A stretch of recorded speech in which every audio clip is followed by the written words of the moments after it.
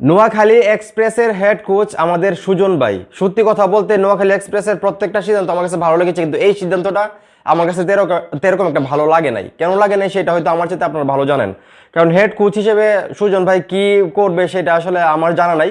কারণ উনার এখন বর্তমান যে অবস্থা, সেই অবস্থা থেকে আসলে উনি একটা দলকে, তাও নতুন একটা দল নোয়াখালী এক্সপ্রেস, তারা এই আসর থেকে আসলে বিপিএল খেলবেন, সেই জায়গা থেকে আমি মনে করি আরও একটু অভিজ্ঞ, মানে যারা আসলে এখন খেলার মধ্যে আছে বা খেলা ছাড়ছে রিসেন্টলি, এরকম একজন খেলোয়াড় বা বাইরে থেকেও আনা যেতে পারতো, এরকম একজন খেলোয়াড়কে যদি আসলে হেড কোচ হিসেবে রাখা হয়তো আমার মনে হয় যে ভালো হতো। সুজন ভাইকে দিয়ে আসলে আমার তো এরকম একটা আশা ভরসা নাই। তো নোয়াখালী এক্সপ্রেসকে বলবো, আপনাদের প্রত্যেকটা সিদ্ধান্তই ভালো ছিল, কিন্তু এই সিদ্ধান্তটা আমার কাছে আসলে বেশি একটা ভালো লাগে নাই। এখন আসলে সিদ্ধান্ত আপনাদের, যেহেতু দল আপনাদের। তো এখন এই মুহূর্তে যারা আমার এই ভিডিও দেখতেছেন, আপনারা কি মনে করেন আসলে সুজন ভাইকে নোয়াখালী এক্সপ্রেসের হেড কোচ দেওয়াটা কতটা আসলে ভালো হয়েছে নোয়াখালীর জন্য, নাকি খারাপ হয়েছে, সেটা অবশ্যই কমেন্ট করে জানাবেন। ভিডিওটা ভালো লাগলে অবশ্যই শেয়ার করবেন।